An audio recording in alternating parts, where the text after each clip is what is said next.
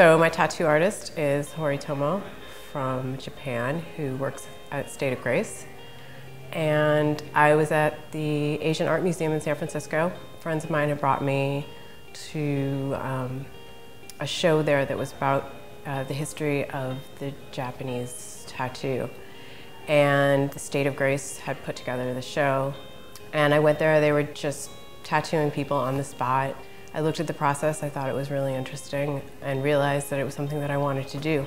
I had had a couple tattoos before, very small ones. I had never done anything of this size. I didn't really know what to expect. I went in to the shop to make an appointment, found out that there was a wait list of almost 2 years. Kind of at that time was like, wow, that seems so far away.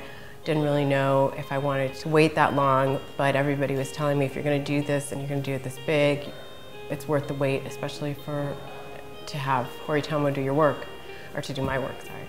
So I signed up and I went in and talked to them. They asked me what I wanted. At the time, I really didn't have any idea. Just kind of threw out the word warrior because it seemed like something to say. I didn't know what else to say at the time. And left and started to think about what I really wanted and came up with the idea of getting a tattoo of a turtle on my back. Originally the piece was only going to go from my shoulders down to just like under my belt line. But once I was working with Horitomo on the artwork, he suggested that I throw in the cranes as well as the turtle. So he came up with this amazing piece for me, which extended the size of my tattoo. So it ended up going from my shoulders down past my arms and then over my back and down mid-thigh, I guess. So that's how I ended up with the tattoo this size. It was an interesting experience. I opted for the traditional method. The outline is done with a tattoo machine, and then the rest of the shading is hand poked.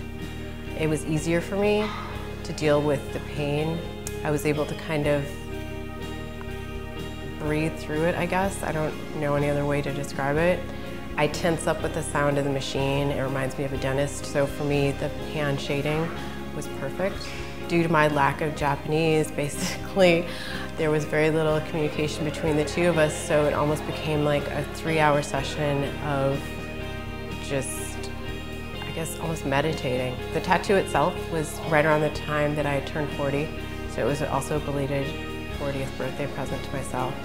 When I look back now at all the commitment between the time of traveling, because I live in San Francisco, so I had to travel to San Jose, and the healing process as well, it takes a while, but all of it was worth it. You know, there were many times in my life where I thought about getting little tattoos and different things, but I'm glad that I waited, so I guess I recommend that people wait until they're older, because you have an opportunity to get an amazing piece of art without the interference of other tattoos that kind of limit what the artist can work with.